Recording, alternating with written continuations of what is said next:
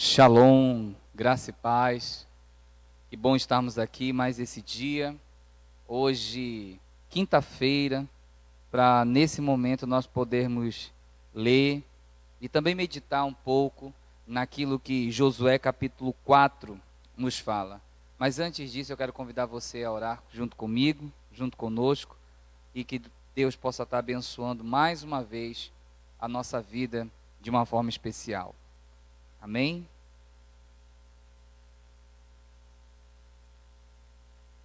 Pai eterno, eu quero nessa tarde te agradecer.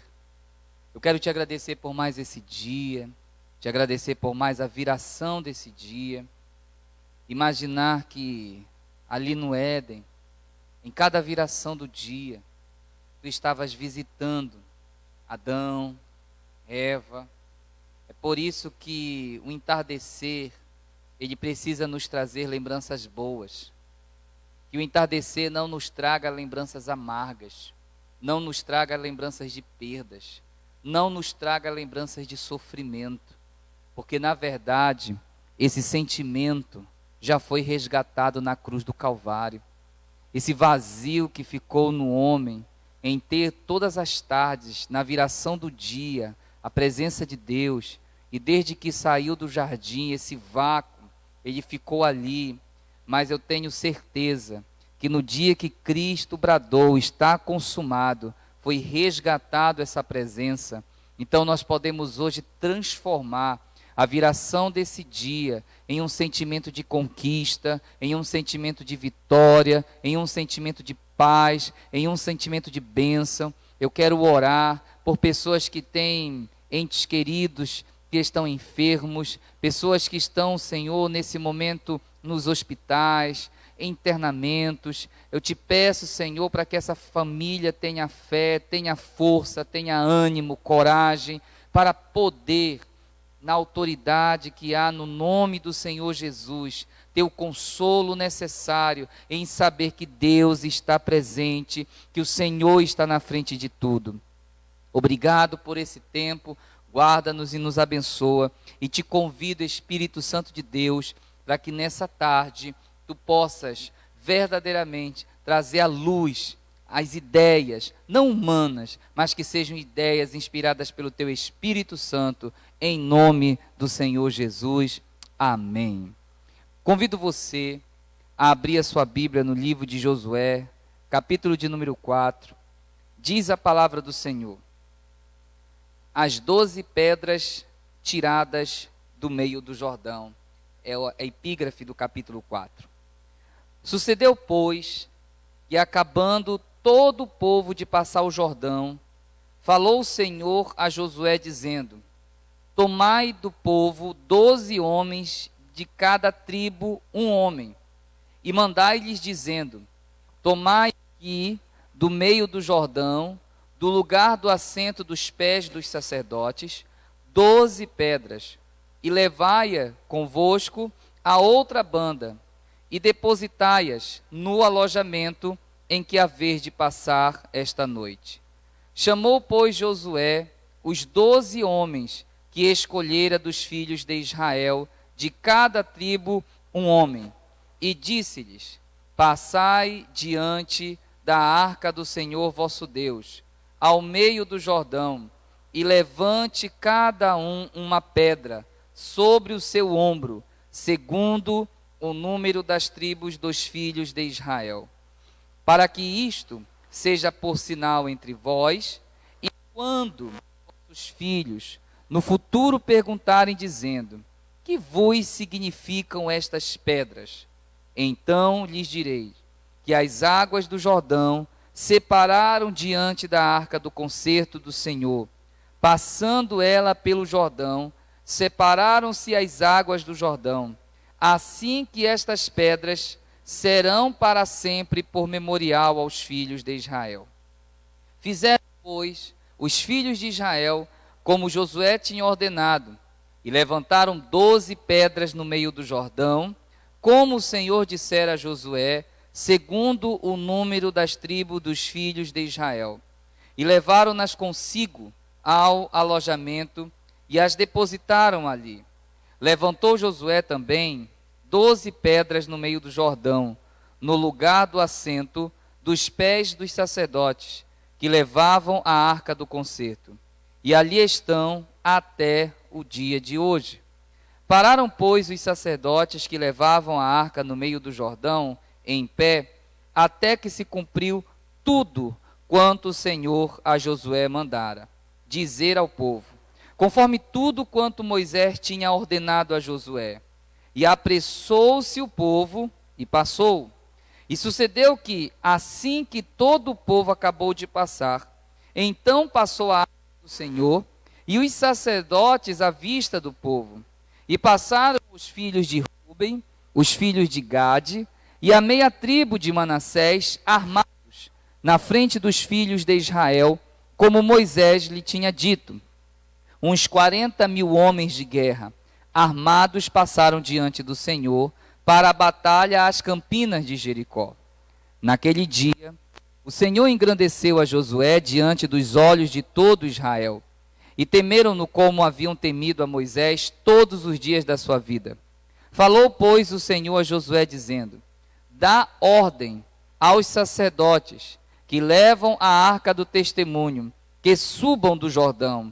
E deu Josué ordem aos sacerdotes, dizendo: subi do Jordão. E aconteceu que, como os sacerdotes que levavam a arca do concerto do Senhor subiram do meio do Jordão, e as plantas dos pés dos sacerdotes se puseram em seco, as águas do Jordão se tornaram ao seu lugar e corriam como antes, sobre todas as suas ribanceiras. Subiu, pois, o povo do Jordão no dia 10 do mês primeiro, e alojaram-se em Gilgal, da banda oriental de Jericó. E as 12 pedras que tinham tomado do Jordão levantou Josué em Gilgal. E falou aos filhos de Israel, dizendo: quando, no futuro, vossos filhos perguntarem a seus pais, dizendo: que significam estas pedras? Farei saber a vossos filhos, dizendo: Israel passou em seco este Jordão, porque o Senhor vosso Deus fez secar as águas do Jordão diante de vós, até que passasseis, como o Senhor vosso Deus fez ao mar vermelho, que fez secar perante nós, até passamos, para que todos os povos da terra conheçam a mão do Senhor, que é forte, para que temais ao Senhor vosso Deus todos os dias. Esse capítulo, ele pode nos extrair muitos princípios, muitas verdades, muitas ideias, muitas chaves, muitas informações, mas o que me chama mais atenção é que chegou determinado momento daquele povo contemplar, muitos que estavam ali, basicamente todos, contemplariam pela primeira vez uma grande, uma miraculosa ação do Senhor. É óbvio que durante esses 40 anos, eles foram acostumados a ver a mão do Senhor na provisão, no milagre, né, nos acontecimentos extraordinários, mas até então, uma marca que o povo colocava como uma informação muito forte nos filhos, sem dúvida alguma, foi a travessia do Mar Vermelho. É óbvio que as pragas ou os juízos do Egito, eles têm significado fundamental e importante. Mas acredito que dentro daquela cultura nada se compara à imagem, à ideia da travessia do Mar Vermelho. Então aquele povo carregava essa imagem, carregava essa informação, que naquele dia Deus havia concedido um grande milagre para aquele povo. Realmente, a travessia do Mar Vermelho representou completamente a libertação e o que ficou para trás, aqueles anos de escravidão no Egito. Então o Mar Vermelho representava o passado de escravidão e agora o futuro de uma jornada. E o Jordão ele representa o término dessa jornada e a consolidação dessa promessa. Então a gente pode aqui entender que dentro dessa jornada, dentro dessa peregrinação toda, nós temos a partida, nós temos o percurso e nós temos a chegada. A nossa vida não é diferente. Esse momento é um momento que o povo estava vivendo a sede, a sensação de estar presente, de estar visualizando aquilo que por anos eles carregaram como uma promessa. Então, a gente começa a observar que aquele povo que no capítulo anterior ele se preparou, que no capítulo anterior que lemos ontem se consagrou, se santificou, agora chegou o momento da ação. E aí no capítulo 4, o Senhor começa, aqui a informação de Josué, começa dizendo que sucedeu, pois, que acabando todo o povo de passar o Jordão, falou o Senhor a Josué dizendo: tomai do povo 12 homens de cada tribo um. E aí você passa uma informação para eles. E sabe o que é mais interessante nós observarmos? Que a informação que foi dada está no versículo 3 dizendo: tomai daqui do meio do Jordão, ou seja, de onde as águas pararam. A arca do concerto entrou primeiro no Jordão. E no momento que os sacerdotes, carregando a arca, pisaram nas margens do Jordão, as águas pararam. E então os sacerdotes levitas foram e pararam em uma determinada mediação, e ali ficou aquele paredão de água, que a gente está falando de um rio que desce em direção do norte, em direção ao sul, e aquele rio então ele estanca, cria-se uma represa, e a represa é a ação miraculosa de Deus. Uma das coisas que me chama muita atenção, e nessa noite eu fiquei pensando, por que será que a arca foi a primeira a entrar no Jordão? E eu comecei a pensar em um paralelo há 40 anos atrás, o Mar Vermelho. E se nós observarmos, no Mar Vermelho, você vai ter justamente o quê? A ação sobrenatural de Deus, um cajado, e aquele cajado tocando as águas, o mar se abre. E o povo então atravessa ali em pés enxutos.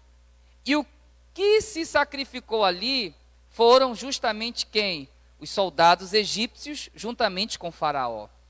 No Mar Vermelho, o sacrifício foram homens, soldados, aquele coração arrogante, aquele coração que não temia a Deus, que mesmo segundo a Bíblia, aquele povo tendo liberado, Faraó tendo liberado o povo, depois se arrependeu e saiu atrás, preparou o seu exército e saiu atrás para tentar alcançar aquele povo e destruir definitivamente.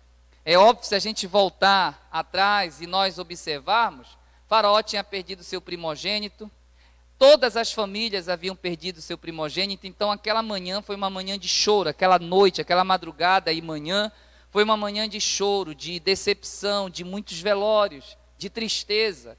Então o povo estava, os egípcios amargurados, então por esse motivo o coração de Faraó liberou o povo, liberou Israel, liberou os hebreus. Mas logo em seguida caiu em si a ficha, o que foi que nós fizemos, e a gente vai mudar essa história, e eles nos trouxeram mal e tudo mais, e aí eles voltam atrás e vão perseguir, conforme o relato bíblico.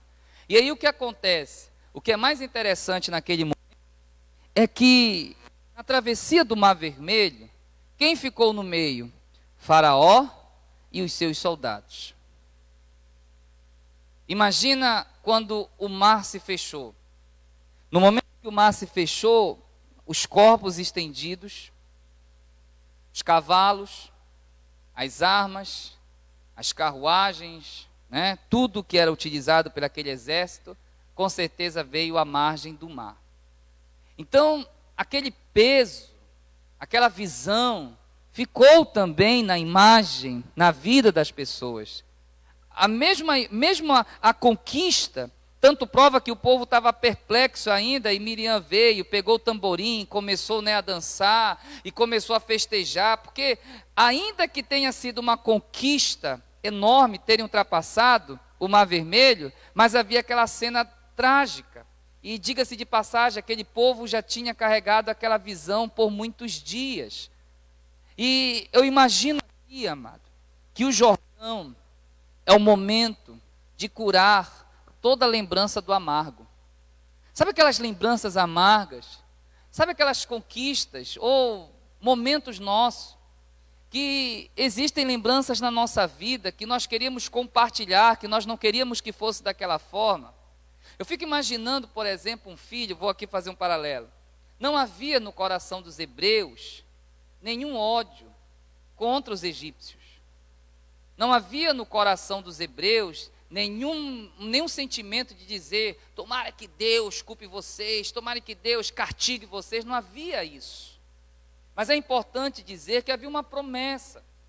E que aquele povo realmente não se dobrou diante de uma promessa. E é muito difícil explicar isso no mundo físico, no mundo natural, porque ela se discerne de forma espiritual. E diante disso, aquele povo, durante anos, carregou aquela imagem. Porque ali eram homens, eram pais, eram pessoas, eram vidas que poderiam, de uma forma mais simples, vamos aqui simplificar. Se Moisés chega com Faraó, olha, chegou o tempo aqui do meu povo sair para o deserto, e lá no deserto eles vão me dar uma festa. E acabou o tempo de escravidão. E se Faraó chegasse e dissesse, tá, tudo bem então, a gente vai aqui ter uma perda, mas fazer o quê, né? Vão lá, celebrem, festejam e conquistem o que vocês têm que conquistar. Todo aquele cenário, ele não seria necessário. Existem momentos na nossa vida que nós carregamos imagens que nós não queríamos carregar.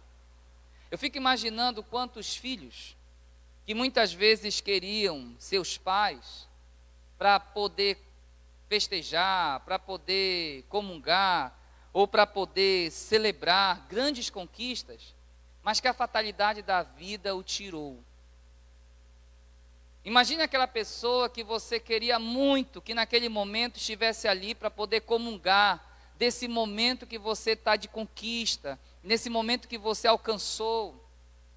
E de repente, por uma situação da fatalidade da vida, você olha aquela imagem e aquela imagem lhe causa um vazio, porque esse vazio não traz aquela pessoa, ou não traz aquela imagem, ou não traz aquele momento que você queria, mas que por uma situação do acaso, da tragédia, acabou fazendo com que aquela situação que você queria que fosse de uma forma diferente, que queria que naquele momento fosse de festa, de conquista, mas infelizmente ali também é um miado, né, uma mistura de alegria, de felicidade, mas ao mesmo tempo de uma tristeza, de uma amargura, não de um sofrimento, mas de um vazio que é do ser humano, nosso. Eu comecei essa oração falando que o final da tarde, para algumas pessoas, ela acaba sendo um momento de vazio. E algumas pessoas não entendem porque o fim da tarde traz essa imagem, muitas vezes melancólica, coisas que o alvorecer da manhã não traz. E aí é muito óbvio. O ser humano, ele tem uma marca. E a marca que esse ser humano carrega é o fôlego, é o sopro de Deus na sua vida. Quando nós vamos lá para o Éden, nós vamos perceber em Gênesis que o Senhor, na viração do dia, ele visitava aquele casal. Aquele casal era visitado por Deus a cada viração do dia. Mas quando quando Adão e Eva cometeram um delito de comer do fruto da árvore proibida, a árvore do conhecimento do bem e do mal, o que aconteceu? Aquela visitação lhe foi tirada. Ela foi lhe tirada, mas a sensação continuou. Eu não sei se você já deve ter presenciado, ou mesmo na sua família, ou talvez até mesmo você, que teve um incidente, um acidente trágico, ou conhece alguém que teve um acidente trágico, e que por uma eventualidade da tragédia, essa pessoa perdeu uma perna, ou perdeu uma parte do braço, teve que ser amputado. Não sei se você já teve essa reação, essa sensação, perdão. Eu tive uma pessoa anos atrás, amiga, irmã em Cristo também, que sofreu um acidente de moto e o carro impressou a perna e ele teve que ter a perna amputada. Na verdade, não foi toda a perna, foi só a parte do joelho para baixo, né? A sua perna, essa parte aqui da perna direita. E eu me lembro que no dia que eu fui visitá-lo, no dia que chegou, né, ele chegou do hospital, e nós tiramos, eu e minha esposa, tiramos um dia para fazer uma visita. Ele, alguns momentos, tinha uma reação, e naquela reação dava aquele sentimento, ele dizia assim, nossa, é que eu fui coçar o meu pé, fui coçar a minha perna. Ou seja, a mente dele ainda não tinha recebido a informação de que a perna não estava mais ali. E por muitos momentos, assim na conversa, ele tinha uma reação para tocar nessa parte como se tivesse, mas na verdade não existia mais. Aquilo ficou marcado na minha mente, e eu tenho relacionado isso como muitas vezes esse vazio que as pessoas sentem. No dia que o homem caiu, mas a queda do homem, e a Bíblia diz que Deus fez o homem à sua imagem e semelhança. O que o homem perdeu foi a imagem, não a semelhança. O homem perdeu a imagem da santidade de Deus imprimida dele, mas a semelhança persistiu. E aí, essa tarde, esse vazio que muitas vezes algumas pessoas podem sentir, é fruto desse vazio de Deus. É fruto desse vazio que o ser humano, homem, fôlego de vida, fôlego de Deus, recebia na viração do dia. E aí, eu preciso te dar uma informação. Se a tua alma tende a se amargurar, se você vê o fim da tarde como algo muitas vezes melancólico, triste, entenda uma coisa, o Senhor já resgatou esse momento. O Senhor Jesus Cristo na cruz do Calvário, Ele resgatou essa essência. Então hoje, como diz a palavra do Senhor em Provérbios, você, justo, é como a luz da aurora, que vai brilhando, brilhando e brilhando, até ser dia perfeito. Quando eu olho aqui para a conquista de Jericó, e eu percebo o Jordão, Deus disse, no Egito, no Mar Vermelho, não tinha arca. O povo passou. Logo em seguida, o povo pecou, o povo caiu. Mas o povo também recebeu a graça, a misericórdia de Deus, a revelação do Senhor, a lei do Senhor. E junto com a lei veio o tabernáculo, veio a manifestação, a tipificação da arca que representaria ali a presença do Senhor, a Shekinah do eterno. Mas agora, no Jordão, o Senhor não quer trazer nenhuma memória de corpos estendidos. O Senhor não quer trazer nenhuma memória de corpos na beira da praia, na beira do rio ou na beira de qualquer situação que eu queira aqui falar ou relacionar.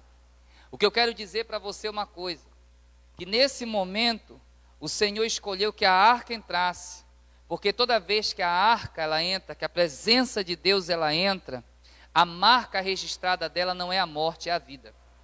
Toda vez que a arca do Senhor entra na tua vida, a marca que ela vai deixar não é de sangue, porque Cristo já derramou dele na cruz do Calvário, portanto você não precisa mais ter marcas sanguíneas. Você precisa entender que o teu sofrimento, Cristo já levou na cruz do Calvário. É por isso que você precisa entender que antes de atravessar algum desafio, deixa Deus na frente. Que o Senhor entre primeiro, porque a marca do Senhor é como diz o profeta Isaías, que Ele levou sobre si as nossas enfermidades, Ele levou sobre si as nossas dores. A Bíblia diz que o castigo que nos traz a paz estava sobre Ele, e as suas pisaduras nos trouxe cura, e pelas suas pisaduras nós fomos sarados. Então quando a arca entra, ela traz cura. Sabe por quê? Porque os teus pés não serão molhados, teus pés não vão ser umedecidos, mas os teus pés passarão enxutos, porque a arca do Senhor segurou, a arca do Senhor representa a presença dele, que vai na frente, te sustenta, te protege. Aquela arca que sustentava aquele rio, entenda aí, eu estou falando de um rio, eu não estou falando de um mar, eu estou falando de um rio que é constante. Em outras palavras, quando o rio parou, ali naquela mediação, as águas continuaram descendo. As águas continuaram descendo. Então eu quero entender que o volume daquela água ia subindo, ia subindo, ia subindo. Eu quero te dizer uma coisa nessa noite aqui. Ainda que as tribulações elas venham subir, elas venham aumentar, mas se a arca de Deus estiver no lugar certo, no centro da tua vida, das tuas decisões, meu irmão, pode aumentar o nível que for, mas o Senhor sustenta, porque Ele é aquele quarto homem que entrou lá na fornalha com Sadraque, Mesaque e Abdênego. Ele é o homem que entrou dentro da cova dos leões com Daniel. Ele é aquele que, na verdade, marca a sua presença nos momentos mais difíceis. A dificuldade é confiar, o desafio é termos fé, mas no momento que nós temos fé, é aquilo que, na verdade, Coríntios, capítulo 2, versículo 9 fala, porque está escrito: nem olhos viram, nem ouvidos ouviram, nem subiu à mente humana aquilo que Deus preparou para aqueles que o amam. Então nessa noite eu quero dizer para você que essa arca que entrou primeiramente do Jordão, significou que, olha, eu aqui estou fazendo uma barreira, é eu que estou sustentando, é eu que estou firmando, não tem problema, o rio parou, as águas continuam descendo, o volume das águas continua subindo, mas eu continuo sendo Deus Todo-Poderoso sobre a tua vida. Você precisa entender que o Senhor fez isso, mas agora ele diz assim, mas tem que ter memorial. Lá no Mar Vermelho, a marca do memorial foram os corpos estendidos na praia. Porque alguém pode dizer assim, os corpos foram enterrados. Ô meu irmão, você sabe tanto quanto eu, né? Pode no momento, mas depois vai boiar o corpo. O corpo não vai ser enterrado no fundo do mar, né? Ele vai boiar, isso é natural. Isso é morte por afogamento. Tá bom? Então, vamos aqui, pastor, onde o senhor está tirando? Não tem na Bíblia que os corpos. Muito simples. Foi morte por afogamento. As águas fecharam, eles estavam ali e morreram afogados. Então, depois de 1 ou 2 dias, os corpos foram boiando. Isso é natural. E foram boiando, vão para onde? Na beira. Isso é natural. O mar, ele vai levar qualquer corpo estranho, aquilo que não lhe pertence, para as margens. Isso é natural. Então pensa a visão daquele povo, vendo 1, 2 corpos. Nós que somos aqui de Belém, do estado do Pará, devemos nos lembrar de um incidente que ocorreu em Vila do Conde, quando aquele navio, lá em Vila do Conde, ele tombou com cerca de 5.000 cabeças de boi. O navio estava recebendo os bois que seriam exportados para a Venezuela, e naquele momento o navio tombou e afundou. E o que aconteceu?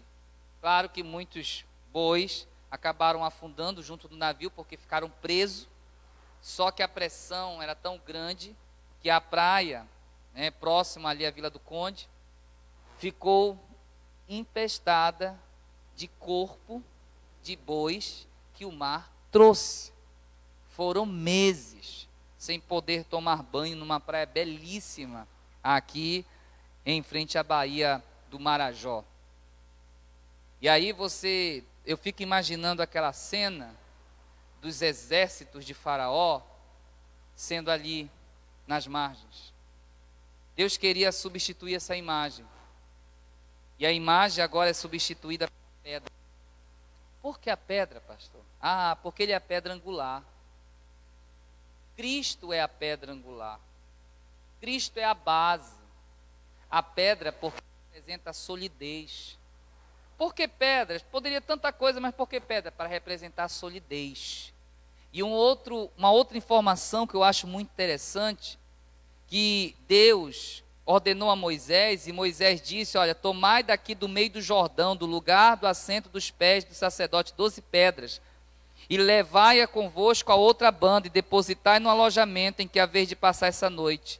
Aí Josué chama os 12 homens que escolhera dos filhos de Israel. No versículo 5 ele disse, passai diante da arca do Senhor vosso Deus, ao meio do Jordão, e levante cada uma pedra sobre o seu ombro, segundo o número das tribos dos filhos de Israel, para que isso seja por sinal entre vós, e quando vossos filhos, no futuro, perguntarem dizendo, que significam essas pedras? Então vocês vão dizer, as águas do Jordão se separaram diante da arca do concerto do Senhor. Passando ela pelo Jordão, separaram-se as águas do Jordão, assim que essas pedras serão para sempre por memorial. A palavra memorial, memória, lembrança. Observe que a palavra memorial, ela tem um fundamento na Bíblia. Nós não podemos sofrer de amnésia espiritual e esquecer das coisas que o Senhor fez no passado por nós. Todo novo desafio, ele é vencido pelas lembranças dos desafios passados. Cada desafio que você vence, você recebe ali uma carga de autoridade, de ânimo, de conquista. Mas muitas vezes as decepções, as desilusões também nos dão essa carga contrária. A questão aqui é, qual a carga que você tem colocado nos seus ombros? Será que a pedra que você tem colocado aqui nos seus ombros significa a tua conquista ou o teu fracasso? Porque dependendo do que significam essas pedras para você, é o memorial que você vai levantar. É o memorial que você vai erguer. Mas eu quero declarar nessa noite que Deus possa, na autoridade do seu nome, fazer com que você coloque no seu ombro marcas e pedras de vitórias e conquista. E que os seus memoriais sejam justamente de vitórias. Ainda que tenham lutas, ainda que tenham adversidades, mas o teu memorial deve ser um memorial de conquista. O teu memorial tem que ser um memorial que te motive. O teu memorial precisa ser um memorial que te dê ânimo, porque senão a vida para, a vida acaba. E você precisa entender nessa noite, aqui, o que nós estamos lendo, que o primeiro memorial precisa ser para você, e o segundo memorial para a sua geração. Não adianta você querer levantar geração, memorial para a sua geração. Não adianta você querer dizer, não, olha, faz o que eu falo, mas não faz o que eu faço. Não existe isso. A primeira informação que os nossos filhos vão receber é por aquilo que eu faço, por aquilo que eu sou. Se eu sou displicente nas minhas ações, meus filhos provavelmente serão. Se eu sou um homem irresponsável, provavelmente meus filhos serão. Porque a primeira informação que nós carregamos, ela se torna visual. Eu vejo, eu ouço e vou o quê? Assimilando. E essa assimilação, ela vai transformando o quê? O meu caráter. E muitas vezes, ao invés de se transformar em caráter, acabava se transformando em mau caratismo. Porque são as assimilações que a nossa alma ela vai recebendo. São as assimilações que a nossa alma ela vai ganhando. Então, quando o Senhor diz ao povo, peguem essas pedras, 12, tirem do meio do rio, lá do meio, onde que os sacerdotes pararam, traga com vocês, porque vocês vão levantar esse memorial aqui, esse montão. E detalhe, algo muito importante, você sabe muito bem que as pedras, quem já foi em rios, onde que tem pedras, em cachoeiras e tudo mais, você sabe que normalmente as pedras, elas não são iguais às pedras que estão fora. Se você vê uma pedra, né, que não tem rio, que não tem água, ela tem uma formação, ela tem uma textura. E toda a pedra que é tirada do fundo do rio, ou das beiras, ou das margens, ela possui uma textura diferenciada. Então é óbvio que no momento que aquele povo tirasse aquelas pedras do fundo do rio, ela tem uma textura. Provavelmente uma textura lisa pelos anos de água passando nela.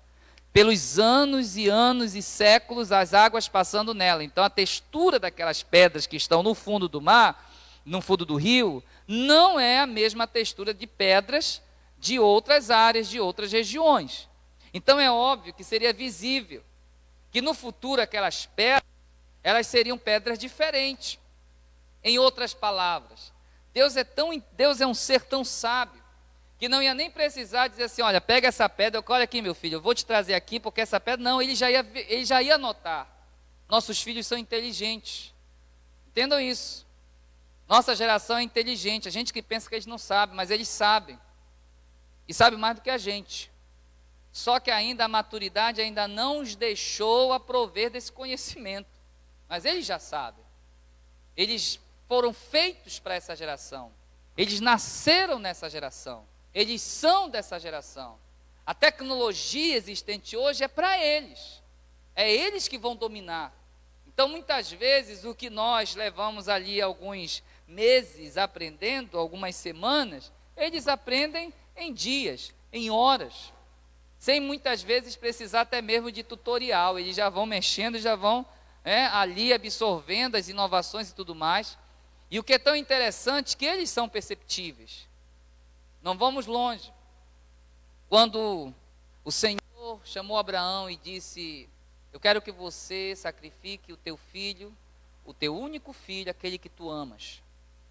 No momento que Abraão, então, foi sacrificá-lo, e ali, ao pé do monte, ele deixou seus servos e subiu apenas com Isaac, Isaac observou um detalhe. Estava tudo perfeito para o sacrifício. Estavam levando a lenha, o cutelo, mas havia a ausência de um fator fundamental naquele sacrifício: o cordeiro. E ele faz uma pergunta ao pai: pai, eu estou vendo tudo aqui para o sacrifício, mas eu percebi que você esqueceu do principal.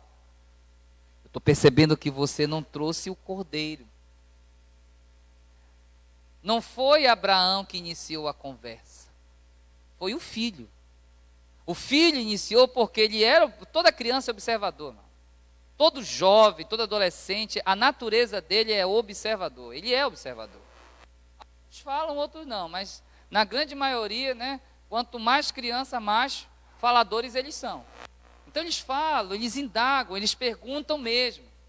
E diante dessa situação, o que a gente vai perceber?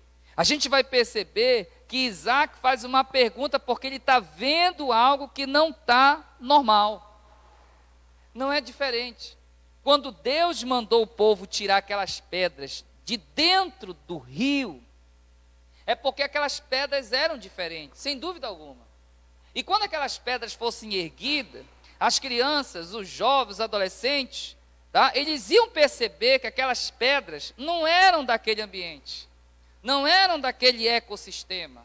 É óbvio, o ecossistema, o ambiente que aquelas pedras haviam sido tiradas, é do fundo de um rio. A realidade ali era uma. E agora ela vai ser levada a uma outra realidade que visivelmente será notada a diferença.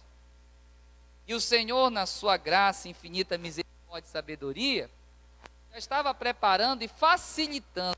Tremendo, porque Deus é um facilitador. Entenda uma coisa: Deus não é o nosso empregado, isso é óbvio. Mas eu acho tremendo quando Deus ele transforma as coisas fáceis no sentido da tua percepção. Sabe por que muitas pessoas não conseguem alcançar o sobrenatural acima do geral? É porque não são pessoas perceptivas. Que o Senhor hoje abra a tua percepção. Cara, o mundo está acontecendo, tudo está mudando e você está com essa mente fechada, você está aí com essa cultura fechada, você está aí com essa história que já é contada há 50 anos, e detalhe, não tem fundamento, não tem lógica, e você acredita que você vai crescer ser assim, que você vai morrer assim, que você vai... Não existe isso. O Senhor quer abençoar a tua casa. O Senhor quer alcançar a tua geração. O Senhor quer salvar também aquele que você acha que não tem mais solução. O Senhor é aquele que faz, é aquele que muda, é aquele que transforma, é aquele que convence o homem do pecado, da justiça e do juízo. Mas muitas vezes nós temos umas crenças que nos são limitadoras.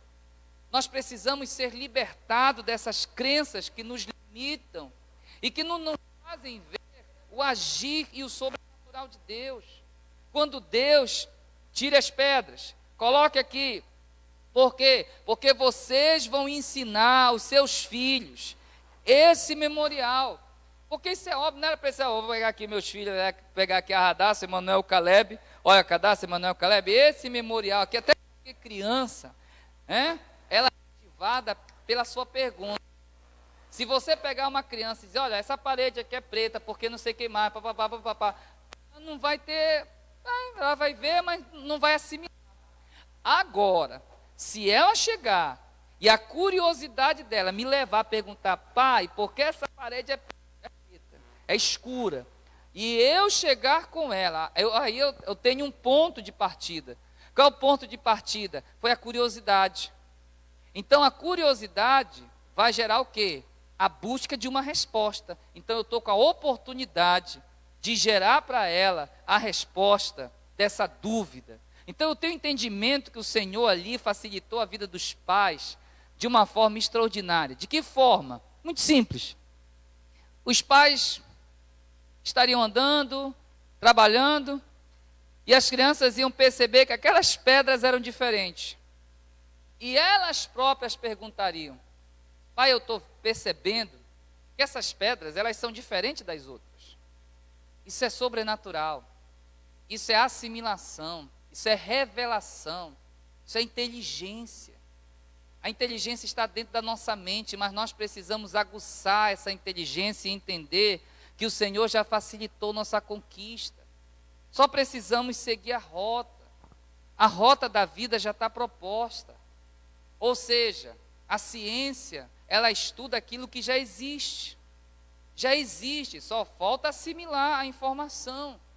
Então nós precisamos aqui entender que naquele momento esse memorial é muito importante para que os filhos dos filhos possam entender o agir do Senhor naquela nação, naquele tempo. Por isso que na verdade foram tiradas as pedras de dentro do rio, colocadas de forma externa, porque agora o memorial vai ser diferente. Não vai mais haver o corpo estendido, não vai mais haver o derramamento do sangue, da morte, não vai mais haver essa lembrança trágica da beira, da margem do rio.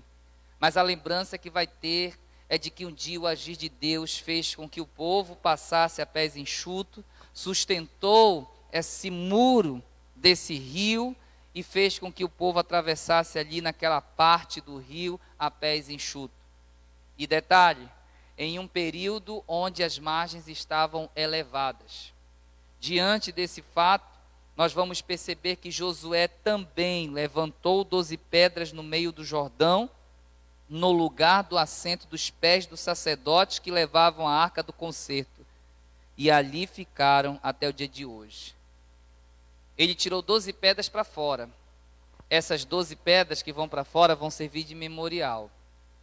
Mas também ele não esqueceu. Porque as 12 pedras que vieram para fora, quem deu a ordem foi Deus. Mas as 12 pedras que ficaram lá dentro, ele deu como oferta. Ele apresentou ao Senhor como memorial. Entenda uma coisa. Nós precisamos aprender a levantar memoriais de dentro para fora. Assim como Deus disse, tirem 12 pedras, levem essas pedras com vocês, levantem um memorial e apresentem esse memorial às vossas gerações. Mas da mesma forma a Bíblia diz que Josué também, olha o termo, levantou Josué também 12 pedras. Em outras palavras, Deus, essas pedras vai ser para o futuro. Mas essas 12 que eu vou te apresentar é por gratidão. pelo que você tem feito por nós até hoje. Até porque depois as águas voltaram. Entenda uma coisa, as 12 pedras que Deus tirou, só quem olha, quem vê são os homens. Deus ordena, os homens podem ver. Mas quando a oferta é do teu coração, quem tem que ver é o Senhor. Pegou a chave aí? Por quê? Quem é que vê as pedras que estão no rio? Só o Senhor. As 12 pedras que saíram do rio, os homens vão ver. Porque essa é memorial ao Senhor. Foi o Senhor que tirou, foi o Senhor que deu ordem. Mas as 12 pedras que Josué colocou no seu íntimo, de também colocar no fundo do rio, em outras palavras, Josué estava dizendo assim, essa daqui, só o Senhor vai ver. Porque todas as vezes que o Senhor olhar para essas pedras, o Senhor também vai se lembrar do pacto e da aliança que tu tem com esse povo. Top isso, hein? Olha a relação agora de Josué com Deus. Olha a intimidade. Olha o agir daquele homem. E aí a gente vai ver no versículo 14. Olha só o que Deus diz. Olha o que Deus fez. Naquele dia o Senhor engrandeceu a Josué diante dos olhos de todo Israel. Tinha uma promessa e diz assim, e temeram como haviam temido a Moisés todos os dias da sua vida. Aqui foi a prova e a aprovação de Josué. Agora, não diante de Deus, porque diante de Deus, Josué já havia sido aprovado há muito tempo. Mas se havia entre os homens alguém que duvidava da liderança e da capacidade de Josué, nesse momento findou-se, meu irmão. Porque isso era uma promessa que veio antes. No capítulo 3 e no versículo 7, diz a Bíblia, e o Senhor disse a Josué, este dia começarei a engrandecer-te perante os olhos do Senhor, perante os olhos de todo Israel, para que saibam que assim como eu fui com Moisés, assim serei contigo. Entendam bem, no capítulo 4 e no versículo 14 diz, o Senhor engrandeceu. Mas se a gente adiantar o capítulo 3 e o versículo de número 7 diz, e o Senhor disse, este dia eu vou começar a engrandecer o teu nome. Mas entenda que é uma promessa lá no capítulo 1 e no versículo de número 5. No capítulo 1 e no versículo de número 5 diz, ninguém se susterá diante de ti todos os dias da tua vida. Como fui com Moisés, assim serei contigo. Não te deixarei, nem te desampararei. Aqui começa a promessa. O Senhor fez um acordo com Josué. Eu vou te abençoar. Eu vou ser contigo, Josué. Não fique preocupado, não esteja preocupado. Eu sei que o desafio é grande. No capítulo 3 e o versículo 7, o Senhor chega e diz assim, hoje eu vou começar a engrandecer o teu nome. Mas quando chega no capítulo 4, o texto já diz, o Senhor engrandeceu. Entenda uma coisa, promessas vão vir no passado. Confirmação vão vir no presente. E a conquista vai vir no futuro. Se você entender que realmente você carrega uma promessa, viva por essa promessa. Ainda que as circunstâncias ao teu redor estão tudo colocando ao contrário. Alguém, as coisas, as situações, mas você tem certeza que você carrega uma promessa. Se tem alguém que pode dizer se é ou não é promessa, é você. Porque se você não fazer valer a promessa do Senhor, você está desqualificando o Deus que te prometeu. Entendeu isso? Quando você não valoriza a promessa que o Senhor te deu, você desqualifica o Deus que te fez. O Deus que te prometeu. E aí você vai dizer, como, pastor? Que isso? Como é que eu desqualifico Deus? Muito simples. É que as tuas conquistas exaltam o Deus que você serve. As tuas derrotas também acompanham o Deus que você serve. Eu não estou dizendo que Deus perdeu, entenda isso. Deus nunca perde. Mas é que Deus se revela através da nossa vida. Como é que os ímpios, como é que as pessoas que não conhecem esse Deus vão conhecer? Você carrega a essência de um Deus vitorioso, poderoso. Não de um Deus perdedor. Se você observar o último versículo do capítulo 4, olha o que diz o versículo 24. Para que todos os povos da terra conheçam que a mão do Senhor, que é forte, para que temais ao Senhor vosso Deus todos os dias. Entenda uma coisa, por que Deus quer agir de forma miraculosa? Porque Ele quer se mostrar? Não, Deus Ele pode se mostrar, Deus pode mostrar, Ele é Deus, amado. Ele é o Senhor, sempre eterno, antes de ser Ele já era, Ele não precisa de demonstração, mas entenda uma coisa, Ele usa os seus filhos como um canal, para que o nome dEle seja exaltado, para que o nome dEle seja glorificado. Nosso nome carrega uma marca, nós somos herdeiros de Deus, co-herdeiros com Cristo, nós somos embaixadores do Senhor na terra, nós somos representantes desse Deus que você diz que é o Deus do impossível, é o Deus do miraculoso, é o Deus. Então eu quero te dizer nessa noite, não desista, não abra mão, por quê? Porque o Senhor é contigo. Agora eu quero concluir essa palavra e antes de orar por você, e desde já agradecer a todos aqueles que têm acompanhado, que têm visto, que têm compartilhado, curtido, comentado, que Deus abençoe a tua vida de uma forma muito especial.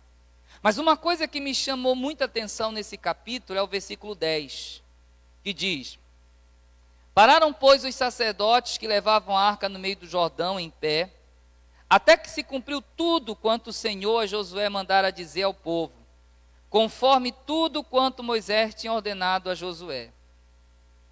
Parte B. E apressou-se o povo e passou. Eu fiquei observando, porque o texto aqui diz que o povo apressou-se. Entenda uma coisa, sabe o que muitas vezes nos impedem de um milagre sobrenatural? É o milagre parcial. Que isso, pastor? Milagre parcial? Milagre parcial é o que Deus tem que fazer para que você alcance o teu milagre total. Pensa comigo. O povo diante de um rio, esperando o que ia acontecer. Josué disse o que ia acontecer. Mas lá no meio sempre tem uns que creem e outros meio incrédulos.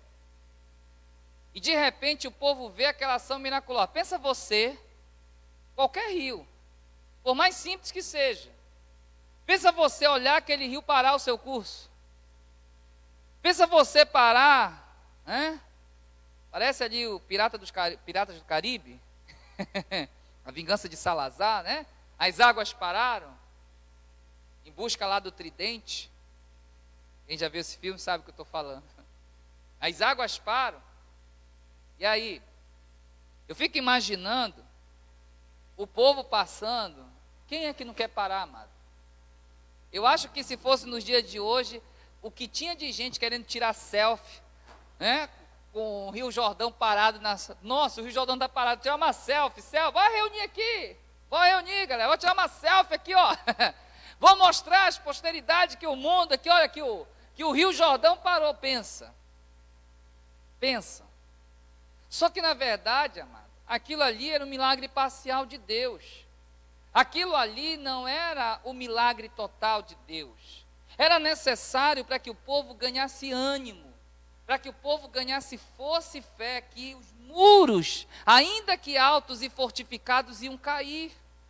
Então o povo ali naquele Jordão, ele foi fortalecido, ele passou por um posto de gasolina, meu irmão. E eu imagino que o povo passando ali, naquele rio, e sendo abastecido, a sua fé, a sua crença, o agir, olhando aquele rio parado, olhando a arca do Senhor. E eu quero imaginar e entender que o povo queria ficar parando ali, mas entenda uma coisa, é para passar apressadamente, não é para te ficar perdendo tempo. Existem milagres na tua vida que não é para você atar tenda. Existem milagres na tua vida, amado, que não é para você colocar ali as estacas e dizer assim, olha, aqui vai ser. Não é. Algo maior tem lá na frente. Mas você tem que abrir mão do milagre parcial para alcançar o milagre total. É que muitas vezes você não compreende que determinadas mudanças na tua vida, que determinados territórios que são mudados, é para que o Senhor possa fortalecer a tua fé, porque senão a tua fé não alcança aquele grau maior. Então a cada mudança, a cada conquista, a tua fé precisa ser ativada. Você precisa ter fé que o Senhor é contigo nas decisões. Aquilo está te remoendo, você sabe que precisa mudar, você sabe que precisa agir, mas aí você não decide, você prende a informação, aí você quer ficar aqui, ó. Quer ficar aqui no Rio Jordão. Ei, é passagem. E como diz a Bíblia, apressou-se o povo e passou. Porque ainda que seja uma ação miraculosa de Deus, aquela parede de água do Jordão, o maior milagre está lá na frente. Eu quero profetizar na tua vida nessa noite. E se você estacionou onde é um milagre parcial e você está fazendo festa nesse milagre parcial, hoje é dia de você sair dele, se apressar, porque Deus tem coisas maiores para você. Eu quero declarar nessa noite um agir de Deus de uma forma sobrenatural, sobrenatural. E aproveitar aqui a importância de dizer que o agir de Deus, a ação miraculosa do Senhor, vai fazer com que outras pessoas possam olhar para você e reconhecer o Deus que você serve, que é um Deus de milagre, é um Deus soberano, é um Deus invisível, é o Deus imortal, é o grande eu sou, é aquele que tudo pode, que tudo vê, que tudo faz. Que o Senhor nessa noite possa manifestar a graça dele na tua vida e agradecer ao Senhor por tudo. Vamos orar nessa noite? Pai eterno, eu quero te agradecer por esse filho que está assistindo nesse momento esse comentário. Ah, Pai, eu quero te pedir nessa noite por ele, que a vida dele possa ser verdadeiramente rompida, que esse princípio não seja apenas um princípio que entre por um ouvido e saia pelo outro, mas que verdadeiramente ele possa entender que hoje chegou o momento de grandes transformações, mas essas grandes transformações, elas não são terminais, elas são transformações parciais. E essas transformações parciais vão conduzi-lo, vai aumentar a sua fé num Deus todo-poderoso, para que agora sim, lá na frente, ele venha alcançar aquilo que de forma sobrenatural ele espera. Pai, muito obrigado, abençoa cada um daqueles que têm assistido, aqueles que têm compartilhado, daqueles que curtem, daqueles que comentam, enfim, Deus, abençoa a nossa vida, toda essa equipe, Senhor, que está engajada, todo esse pessoal que está engajado nesse projeto, e eu quero te agradecer e pedir para que o nome do Senhor Jesus seja glorificado, Pai, na vida dele, em nome de Jesus, em nome de Jesus, amém e amém. Deus te abençoe, fique com Deus e que o Senhor possa te abençoar em nome de Jesus, amém. Beijo no coração de vocês.